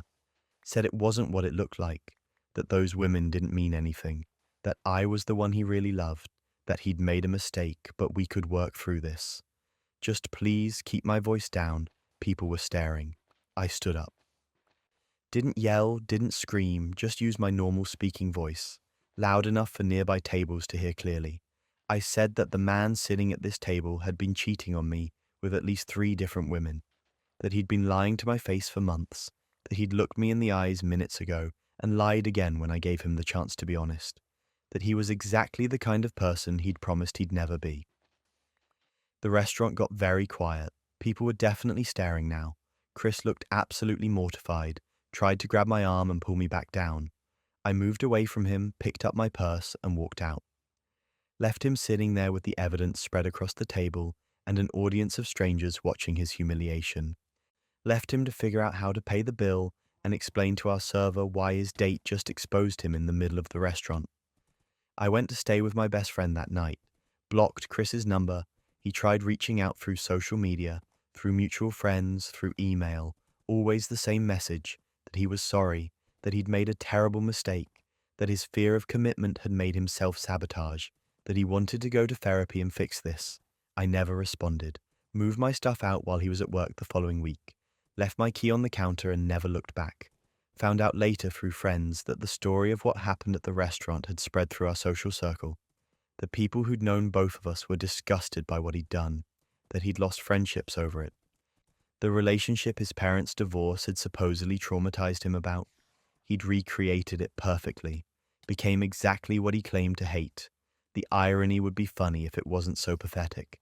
At least with Chris, I found the truth myself. Sometimes the manipulation is so sophisticated, everyone around you becomes a weapon. My girlfriend Sarah was perfect, or at least that's what I thought for the first year we were together. She was supportive, affectionate, got along great with my friends. We'd do group hangouts all the time, game nights, bar trivia, weekend trips. She fit seamlessly into my life and everyone loved her. Then things started changing. Subtle at first, my friends seemed less available when I'd reach out. Plans would get cancelled last minute. Group chats I used to be part of went quiet or I'd notice I wasn't included in new ones. When we did hang out, there was this weird tension I couldn't quite pin down. People were polite but distant, like they were being careful around me. I asked Sarah if she'd noticed anything. She said no, that everything seemed normal to her. Maybe I was just being paranoid. Maybe everyone was just busy with work and life. I wanted to believe that, but the feeling kept growing that something was off. My best friend Mike stopped responding to my texts entirely. We'd been close for over a decade, talked almost daily, and suddenly nothing. I tried calling, left voicemails, even stopped by his place once. He answered the door but barely let me in, said he was busy, that we'd catch up soon. We never did. I felt like I was losing my mind. My entire social circle was evaporating, and nobody would tell me why. Sarah was the only constant, the only person who still seemed to want to spend time with me. She'd comfort me when I'd talk about feeling isolated, tell me that real friends wouldn't just disappear like this, that maybe I was better off without people who could turn their back so easily. Looking back, I should have seen the pattern, but when you're in it, when someone you trust is telling you one thing while reality is telling you another, it's hard to know what to believe. Then Mike finally broke. He called me late one night, drunk, and just started talking. Said he couldn't do it anymore, that the guilt was eating him alive. I had no idea what he was talking about. He told me Sarah had been coming to my friends privately for months, telling them I was emotionally abusive, that I controlled what she wore, who she talked to, that I'd isolated her from her own friends and family, that she was afraid of me but didn't know how to leave. I felt like I'd been punched in the stomach. None of that was true. Not even close. Sarah had her own friends, her own life. I'd never told her what to do or tried to control her. We had a normal, healthy relationship. Or so I'd thought. Mike said she'd been convincing, crying, showing them texts that she claimed were me being controlling, but with context removed made them look bad. She'd tell different stories to different people, always positioning herself as the victim and me as the abuser. She'd asked them all to distance themselves from me, said that my friends enabling my behavior was making it worse. That if they really cared about her, they'd help by making me feel the consequences of my actions, and they'd believed her. Every single one of them had believed her, without ever asking me about it. I asked Mike why he was telling me now. He said he'd started noticing inconsistencies in Sarah's stories, things that didn't add up. He'd compared notes with a couple other friends, and they'd all heard different versions of events. That's when they started questioning whether any of it was true. I hung up and just sat there in shock. Sarah was asleep in my bed in the next room. The woman I'd been planning a future with had systematically destroyed my friendships while playing the role of supportive girlfriend to my face. The manipulation was so calculated it was terrifying. I started paying closer attention after that. Listening to how Sarah talked about my friends, about our relationship, about everything. I noticed little things I'd missed before, how she'd subtly discouraged me from making plans without her, how she'd get upset if I spent too much time on my phone, claiming she just wanted quality time, but really she was monitoring who I talked to, how she'd twist conversations later to make herself seem like the victim of slights that never happened. But that wasn't even the worst part. I needed proof, something undeniable. So I started recording our conversations, just audio on my phone, kept in my pocket during discussions where she'd reveal her real thoughts. It felt invasive and wrong, but I needed people to believe me when I exposed what she'd been doing. It only took a few days to get what I needed. One night she was in a particularly good mood, drinking wine, and started bragging about how well her plan had worked. She literally said she had everyone fooled, laughed about how easy it was to manipulate my friends, how they'd eaten up every sob story. She said the goal was to isolate me completely, so I'd depend only on her, so I wouldn't have anyone else to turn to. She said it all so casually, like it was something to be proud of. I gathered our friend group under the premise of an intervention, told Mike to organize it, said I wanted to address my behavior and get help. Sarah showed up confident, ready to play her role as the concerned girlfriend, supporting her troubled boyfriend. Everyone was there, about 10 people total, all sitting around Mike's living room looking uncomfortable. I started by thanking everyone for coming. Said I'd been doing a lot of reflecting on my relationships and the kind of person I'd become. Sarah squeezed my hand supportively, playing her part perfectly. Then I pulled out my phone. I told them I wanted them to hear something before we went any further. Played the first recording. Sarah's voice filled the room, clear as day, talking about manipulating everyone, laughing about the lies she'd told, explaining her strategy for isolating me. The room went completely silent. Sarah's face went white. She tried to grab my phone, but I pulled it away. Played another clip, then another, her own words condemning her over and over. She tried claiming I'd edited them, that I'd taken things out of context, that this was me trying to gaslight everyone. But the recordings were too specific, too detailed. You can't edit someone laughing about fooling your entire friend group. You can't take out of context someone explicitly stating their plan to isolate and control their partner. What happened next? Nobody saw it coming. One of my friends, Jessica, who'd been one of Sarah's most vocal supporters, just stood up and told Sarah to get out. Others joined in. The anger in that room wasn't directed at me anymore. It was directed at someone who'd weaponized their trust and empathy to destroy relationships for her own sick need for control. Sarah tried to defend herself, tried to cry and play victim one more time. Nobody was buying it. She finally left, screaming about how we'd all regret this, how she'd been trying to help me, and this was the thanks she got. The delusion was almost impressive. After she left, we all just sat there processing what had happened. Apologies started flowing. My friends felt horrible for believing her, for cutting me off without ever hearing my side. I understood why they had. Sarah had been convincing, had played the role perfectly. Abuse victims do often need their friends to intervene. She'd exploited that instinct and twisted it into something cruel.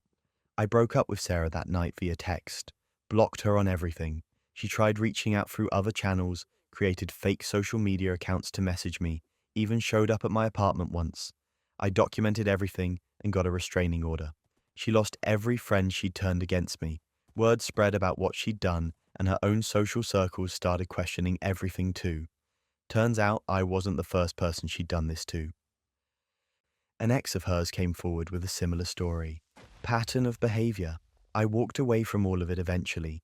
The friendships were rebuilt, but they never felt quite the same. There was always this underlying awareness that they'd believed the worst about me without question. I understood it, even forgave it, but I couldn't forget it. Sarah taught me that trust can be weaponized by someone skilled enough, that the people closest to you can be turned against you with the right manipulation, and that sometimes the person sleeping next to you is the one you should fear most. Weaponizing trust seems to be a theme, and the next story takes that betrayal to a whole new level. I confided in my coworker and friend Vanessa about my struggles with anxiety and past trauma, things I'd never told anyone at work. We'd gotten close over the past year, grabbing lunch together, venting about difficult projects, sharing pieces of our personal lives the way you do when you think you found someone you can trust. She seemed genuinely caring, always asking how I was doing, offering support when I had bad days. I'd been dealing with anxiety for years, stemming from some childhood stuff I won't get into here. It affected me sometimes at work, made presentations harder, made certain high-pressure situations more draining than they should be. But I managed it. I had coping strategies, I saw a therapist, I was functional and good at my job. I just happened to have something I was working through privately. Vanessa knew all of this because I'd trusted her, told her about the therapy, about the techniques I used to stay calm during stressful meetings, about how sometimes I needed a few minutes alone to reset. She'd been so understanding, sharing her own struggles with burnout and imposter syndrome.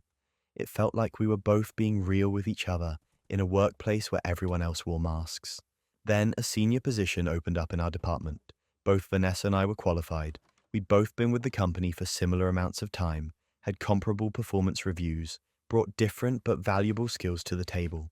I put together my application and felt good about my chances. My manager had mentioned several times that I was ready for more responsibility, that my work had been consistently strong. The interview process went well. I felt confident in my answers, presented my projects clearly, outlined my vision for the role. Then I waited and waited. 3 weeks later, my manager called me into her office and told me they'd decided to go with another candidate. Not Vanessa, actually. They'd hired someone from outside the company. I was disappointed, but tried to be professional about it. Asked if there was any feedback I could use to improve for future opportunities. My manager hesitated, then said there had been some concerns raised about my stability and emotional regulation. That leadership wanted someone who could handle high-pressure situations without additional support. I felt like I'd been punched in the stomach. Stability, emotional regulation. Those weren't phrases that came from my performance reviews or my work product.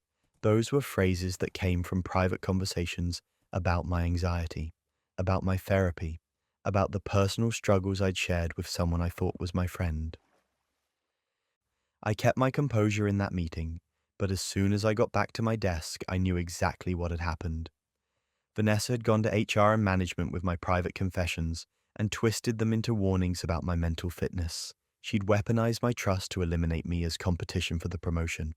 I confronted her the next day, asked her point blank if she'd said anything to management about our private conversations. She looked me right in the eye and denied it, said she had no idea what I was talking about, that she'd never discussed me with anyone. The lie was so smooth, so convincing. If I hadn't already known the truth, I might have believed her. I was devastated, not just because I'd lost the promotion, but because someone I'd considered a friend had betrayed me in the most calculated way possible. She'd listened to my vulnerabilities, filed them away, and used them against me at the exact moment it would benefit her most. But that wasn't even the worst part. A few weeks later, I was having coffee with someone from another department who'd become friendly with me. She mentioned in passing that she was surprised Vanessa was still at the company, given what had happened at her previous job. I asked what she meant. She looked uncomfortable but told me that Vanessa had left her last company under questionable circumstances. Something about undermining a colleague to get ahead. I went home that night and did something I probably should have done before becoming friends with Vanessa. I looked her up, found her LinkedIn, traced back to her previous employer, and started searching. It took some digging, but I found a post on a professional forum from 2 years ago. A woman describing how a co-worker had befriended her, learned about her struggles with depression, and then reported her to management as unstable. The woman had been forced out of her job. She didn't name Vanessa directly, but she'd worked at the same company during the same time frame. I reached out to her through the forum, explained who I was and what had happened to me, asked if she'd be willing to talk. She responded within hours, said she'd been hoping someone would eventually catch on to Vanessa's pattern. We talked on the phone for over an hour. Her story was almost identical to mine.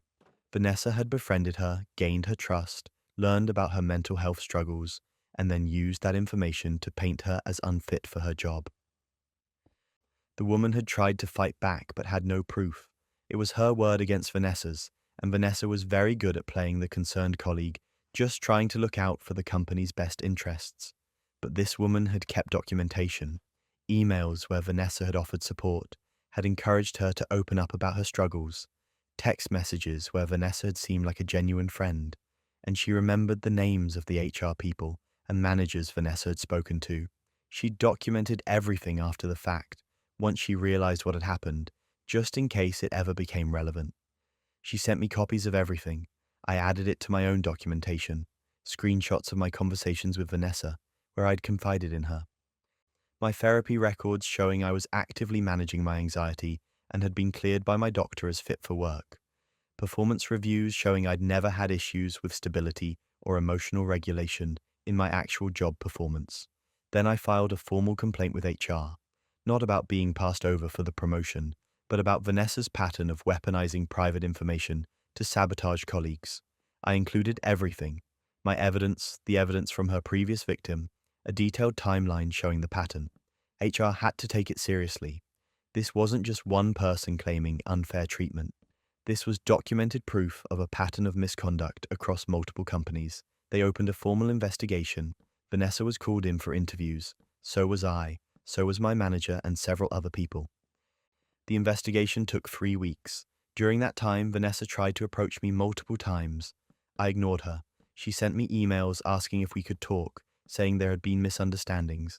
I forwarded them to HR without responding. The investigation concluded that Vanessa had violated company policy on confidentiality and professional conduct.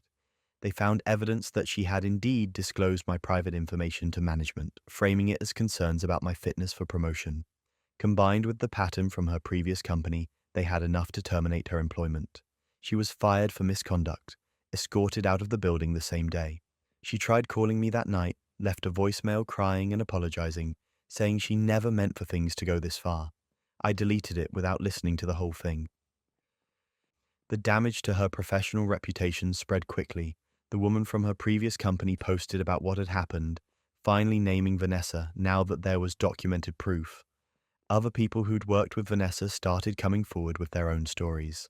Nothing as severe as what she'd done to us, but a pattern of manipulation and using people's trust against them. Her reputation in our industry was destroyed. I got the promotion 6 months later. A different role opened up, and this time there were no mysterious concerns about my stability. My manager apologized for how the previous situation had been handled, said if she'd known the full context, she would have questioned the concerns raised. I appreciated the apology, but it didn't undo the betrayal. The hardest part wasn't losing the promotion or even dealing with the fallout. It was learning to trust people again. Vanessa had made me paranoid about sharing anything personal at work, made me question every friendly conversation, every moment of vulnerability. It took a long time to work through that with my therapist, to rebuild my ability to connect with colleagues without constantly wondering if they were going to use it against me. Vanessa sent me one more message about a year later. Said she was in therapy now, working on herself, and wanted to make amends. I read it and didn't respond. Some betrayals don't deserve forgiveness. Some apologies are too late. Office politics can destroy you, but sometimes the truth comes from an unexpected ally, like a complete stranger with receipts. I received a Facebook message from someone named Taylor. The preview just said, "I'm sorry to tell you this," and I almost deleted it thinking it was spam, but something made me click it. The full message read, "I'm sorry to tell you this, but your husband is having an affair with my wife." Attached were photos of my husband Ben with a woman I didn't recognize, hotel receipts with both their names, screenshots of text messages that were undeniably intimate, dates going back over a year, more than a year of my husband living a double life while I had absolutely no idea. I sat staring at my phone screen, feeling like reality had just split in half. This couldn't be real. Ben and I had been married for 6 years. We were happy, or I thought we were. We just started talking about trying for kids. We had plans, a future. And apparently he'd been spending that entire time building something else with someone else. Taylor's message continued, explaining that they'd just discovered the affair themselves. Their wife had left her phone unlocked and Taylor had seen messages from Ben. They'd gone through everything, compiled the evidence, and decided I deserved to know. That they were sorry to be the one to tell me, but they couldn't let me keep living a lie. I felt sick, physically ill. I made it to the bathroom just in time, spent 20 minutes on the floor trying to process what I'd just learned from a complete stranger. My husband was cheating, had been cheating for over a year, and I'd been so clueless I needed someone else's spouse to tell me. Ben came home from work that evening like it was a normal day, asked how I was, kissed me hello, started talking about his day at the office. I watched him perform this routine and wondered how many times he'd done this exact thing after spending time with her. How many lies had I listened to without question?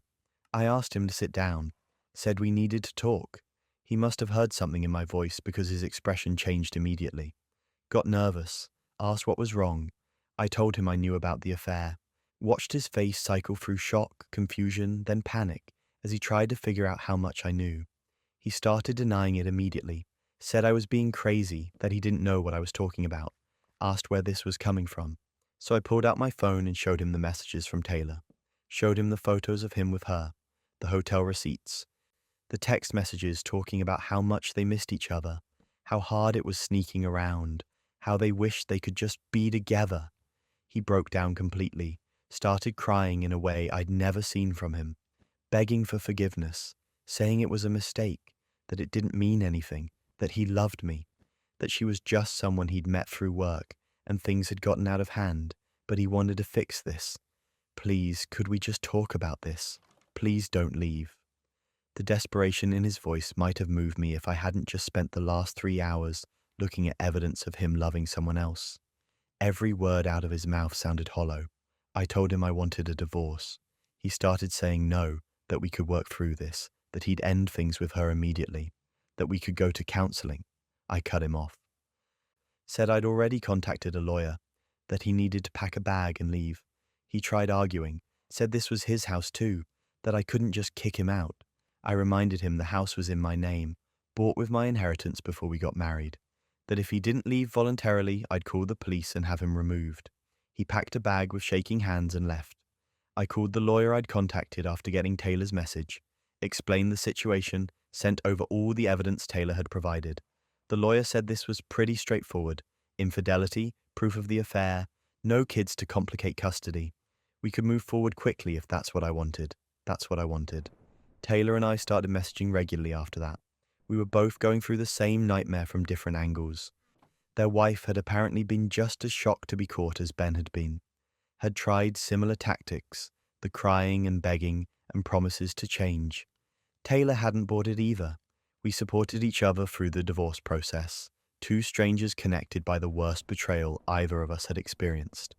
It was surreal having someone who understood exactly what I was going through. My friends tried to be supportive, but they didn't really get it. They'd say things like, "You'll find someone better," or, "At least you found out now instead of later." Taylor understood the specific kind of pain that comes from discovering your entire life was built on lies.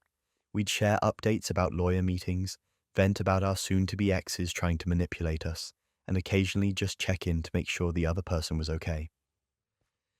Ben tried winning me back for months, sent flowers to my office, long emails about how sorry he was and how he'd changed, showed up at my house begging to talk. I never responded, changed the locks, blocked his number, told my office not to accept any deliveries from him. My lawyer handled all communication about the divorce, and here's where it gets absurd. Ben and his affair partner actually tried to make their relationship work after everything fell apart. Taylor told me they'd moved in together, were apparently trying to build something real out of what they'd started as an affair. It lasted about 4 months before they broke up. Turns out a relationship built on lies and betrayal doesn't have the strongest foundation. Ben tried reaching out after that breakup, said losing her made him realize I was the one he really wanted all along, that he'd made a terrible mistake and would spend the rest of his life making it up to me if I gave him another chance. I deleted the email without responding. The audacity of thinking I'd be his backup plan after his affair crashed and burned was almost impressive. The divorce finalized 8 months after I got that first message from Taylor. I got the house, kept my assets separate, walked away clean. Ben got to deal with the consequences of his choices.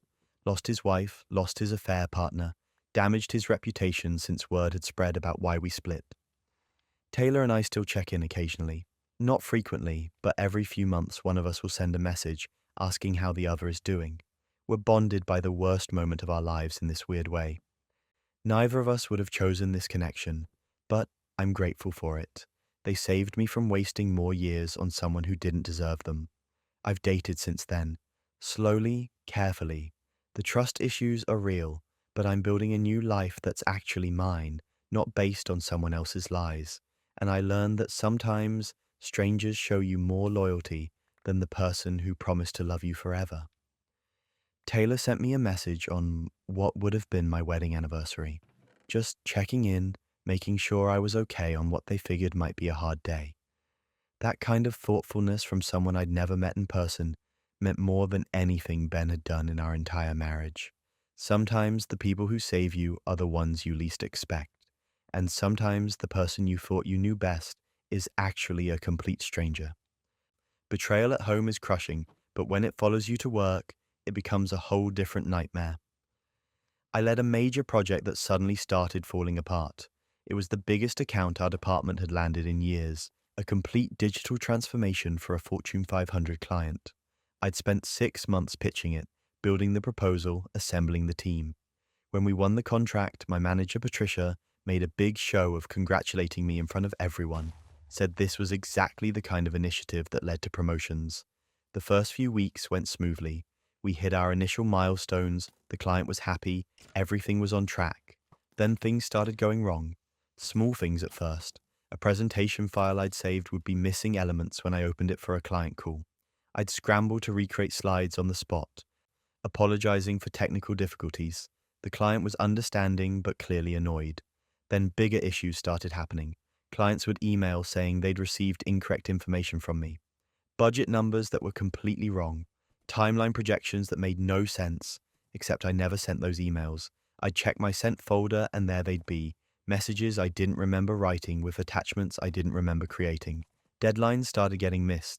Deliverables the team swore they'd submitted would vanish. Client meetings would get scheduled at the wrong times. Everything traced back to my project management, my organization, my leadership.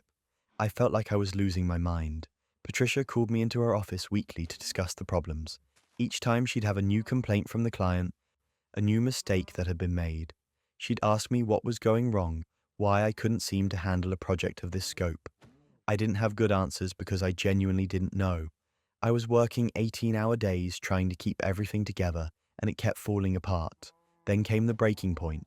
A major presentation to the client's executive board got completely botched.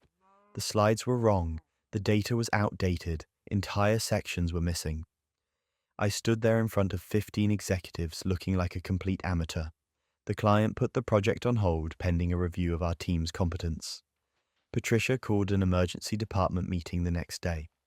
In front of the entire team, she laid out everything that had gone wrong on my project, made it sound like I'd been grossly negligent, unprepared, possibly incompetent. She said the company's reputation was at stake and we couldn't afford leadership that couldn't deliver. She stopped just short of firing me on the spot, but the message was clear. I was done. I went home that night feeling completely destroyed. My career was over. I'd be lucky to get a reference after this disaster. I couldn't understand how everything had gone so catastrophically wrong. That's when I started digging. I couldn't accept that I'd somehow sabotaged myself this badly. I went into our shared project drive and started looking at version histories on files, and that's where I found it. Files had been edited after I'd last touched them. Saved versions showed my original work, then later versions with errors introduced, all edited by my coworker Greg. He'd been going into files after I'd finished them and corrupting them, changing numbers, deleting slides, introducing errors. Then he'd send emails from my account. I checked the login history and found times he'd accessed my email when I was in meetings or out of the office. Greg had been systematically sabotaging everything and making it look like my incompetence. The scope of it was staggering. Months of deliberate destruction of my work. But why? Greg and I had always gotten along fine. We weren't close, but there was no animosity I knew of. I kept digging through files, looking for anything that might explain it. That's when I found the emails. They were in a folder Greg apparently thought was private, but was actually shared at a permission level he didn't understand. Emails between Greg and Patricia going back almost a year, before my project had even been approved. They had a deal. Patricia would give me the big project knowing it was beyond what our team could realistically handle. Greg would make sure it failed by sabotaging my work.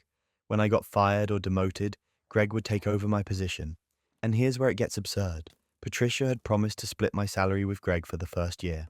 She'd keep the budget line item for my position, but pay Greg less, pocketing the difference, then they'd split it. They'd literally planned to profit from destroying my career. The emails were incredibly detailed. Greg asking if certain types of sabotage were too risky. Patricia telling him exactly what to target. Them celebrating each time something went wrong. Patricia coaching Greg on how to cover his tracks. It was conspiracy in writing. I spent the entire night compiling everything. Every sabotage file with version history showing Greg's edits. Every fraudulent email with login data. Every message between Greg and Patricia planning my downfall. I organized it into a comprehensive document with timestamps, screenshots, everything cross-referenced and annotated. Then I sent it to the CEO and the entire board of directors, with a cover letter explaining that I'd been set up, that my manager and co-worker had conspired to commit fraud and destroy my career for financial gain, and that I had extensive documentation proving everything. I sent it at 2 a.m. and couldn't sleep after. Just waited to see what would happen. By 9 the next morning, both Patricia and Greg were called into emergency meetings with HR and legal. By noon, they were both escorted out of the building. The CEO sent a company-wide email that afternoon announcing their immediate termination for gross misconduct and violation of company ethics policies. The client was contacted and given full disclosure about what had happened. They were understandably furious but appreciated the transparency. They agreed to restart the project with new leadership. That new leadership ended up being me. I was promoted to Patricia's position within a week, given a raise that more than made up for the hell they'd put me through. The project got back on track and we ended up delivering it successfully. The client was so impressed with the turnaround that they signed an extension worth even more than the original contract. Greg tried to threaten legal action, sent me a letter from a lawyer claiming I'd hacked into private communications and violated his privacy. I forwarded it to our legal department with a note that all the files I'd accessed were on company servers in shared folders, that I'd violated no policies, and that I welcomed him to pursue legal action if he wanted discovery to reveal even more evidence of his fraud. Never heard from his lawyer again. Patricia tried to spin a story on LinkedIn about being let go due to corporate politics. Several people who knew what really happened called her out in the comments. She deleted her account a few days later. The whole experience taught me that sometimes the enemy isn't incompetence or bad luck. Sometimes it's calculated malice from people you're supposed to be able to trust. And that documentation is everything. If I hadn't dug into those version histories, if I hadn't found those emails, I'd have been the one fired and they'd have gotten away with it. Having a boss sabotage you is brutal, but it gets worse when they try to steal credit for your success. My boss Stephen built his career on taking credit for his team's work. I'd watched it happen for 3 years, sitting in meetings where he'd present ideas that came from me or my colleagues as if they were his own brilliant insights. He had this talent for making himself the face of every success while distancing himself from any failure. When things went well, it was his leadership. When things went wrong, it was our execution. The biggest project of my career was a complete overhaul of our client acquisition strategy. I'd spent 8 months developing it. Research, data analysis, building models, testing approaches. I'd put in nights and weekends. I'd collaborated with other departments. I'd turned what had been a struggling division into one of the most profitable parts of the company. Stephen's contribution was approving my budget requests and showing up to status meetings where he'd nod along while I explained the progress. That was it. He didn't develop the strategy. He didn't do the analysis. He didn't build the relationships with the clients we brought in. But when it came time to present the results to the executive team, Stephen scheduled the meeting for himself. Solo presentation, no team members invited. I found out about it the day before, saw it on the company calendar. Stephen was presenting our quarterly results to the C-suite and board members. The project that was entirely my work was being packaged as his achievement. I asked him if he wanted me there to answer technical questions. He said no, that he had it covered, that this was a high-level strategic discussion, and he didn't want to overwhelm the executives with too many voices. I watched from the back of the room anyway. Stood outside the glass conference room where I could see but not be seen. Watched Stephen click through slides I'd created, charts I'd built, presenting strategies I'd developed as if they'd come from his mind. The executives were impressed, asked great questions. Stephen gave vague answers that sounded good but didn't actually contain any substance. Nobody seemed to notice. The project's success got Stephen nominated for vice president, a promotion that would come with a massive raise, equity, a seat at the executive table, a promotion built entirely on my work. The announcement went out company-wide. Congratulations poured in.